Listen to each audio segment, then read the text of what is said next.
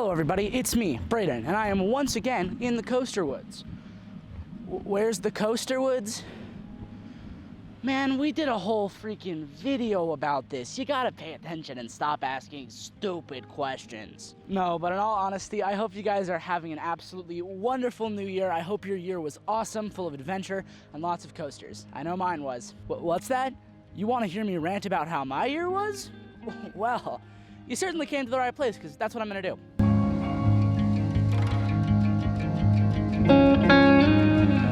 This is my second year running this channel. I posted 18 different videos across multiple different series. I also gained 16 credits this year, bringing me from 49 at the end of last year to 65 now. And I went to 3 brand new parks this year. My friend Gerstlauer the Coaster Cone also had a great year. He went from only 15 credits to 39. He's really starting to catch up to me. And in this very special video, I'm going to rank the top 15 of my 65 credits. So, without further ado, let's hop right into the list. First up on the list is Silver Bullet. I love this coaster. It is so much fun. The drop is maybe a little bit lame, but the rest of the layout is full of whippy inversions and powerful positives. I specifically love the 0G roll and the final helix, which has really intense positive Gs. A great way to start out the list. At number 14, I have Full Throttle. This ride is awesome. It is one of the best hang time moments ever with the vertical loop. And the backwards launch and flying over the top hat that is literally on top of the loop are also amazing moments.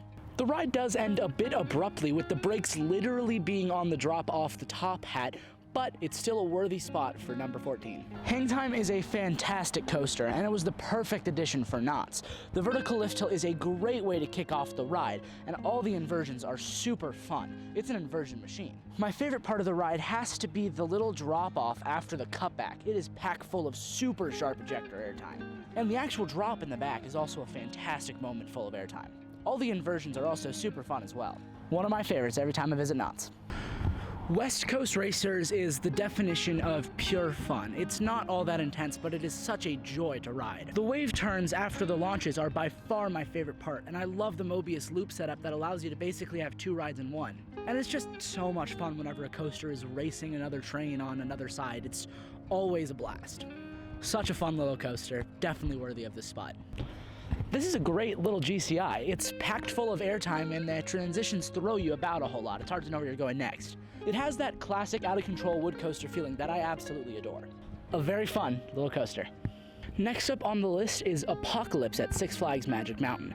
I love this ride for many of the same reasons that I love American Thunder. However, I think this ride offers a little bit more than just the standard GCI experience that American Thunder offers. It has all the same amazing airtime and transition moments, but it's a little bit longer and it's immaculately themed. Six Flags really went all out with the theming on this one. The whole queue is amazing, the station looks great, and there's even on-ride theming that's really good.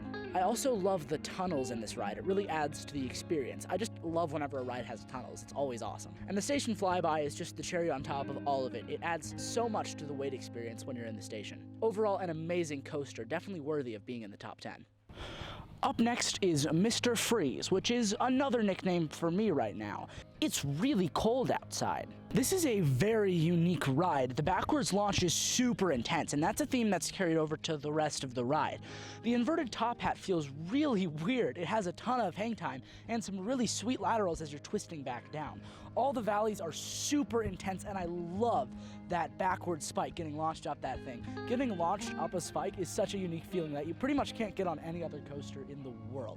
And of course, doing the whole thing again backwards is just the cherry on top. From one great launch coaster to another, Powder Cake features what has to be my second favorite launch. It's so punchy and a great way to kick off the ride. Then what follows is a series of blissful floater airtime hills and a series of low-to-the-ground turns that really show off the ride's speed. One of my personal favorites. This flying coaster is my personal favorite B&M coaster that I've ridden. It's a wild juxtaposition of most of the ride where you're flying high and super tranquilly over Magic Mountain, and the pretzel loop which tries to melt your face off with intense positive Gs.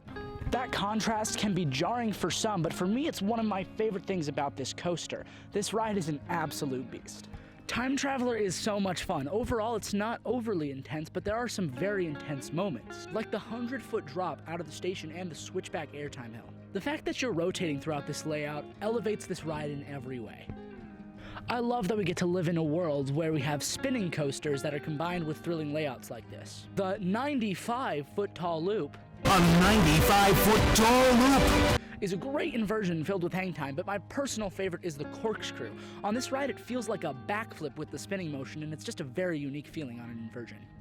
Overall, this ride is just absolutely fantastic, and it was the perfect fit for Silver Dollar City. And just like that, we've reached our top 5. Kicking off the top 5 is the Awesome Accelerator. This coaster is absolutely amazing. It has what has to be my favorite launch of all time. It is so punchy, and the top hat has wonderful airtime. And the 2 overbanks are just the cherry on top. A very worthy coaster for the top 5. The number 4 spot is taken up by none other than X2. After getting off this ride, I was left literally speechless. All I could do was laugh. This coaster is the definition of pure insanity. You don't know what's going on at any point in the ride. That drop might just be my favorite drop on any coaster. The way you're facing the ground and getting dragged down literally feels like you're getting dragged to your doom. It's awesome. Easily one of the best coasters ever built.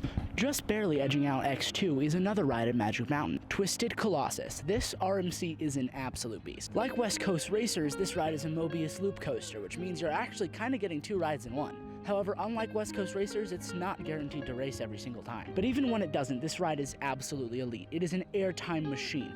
The inversions are either whippy or give magnificent hang time, and you get to go down the drop twice. What RMC can you do that? This is the only one. However, even though Twisted Colossus does have 2 drops, this RMC takes my number 2 spot.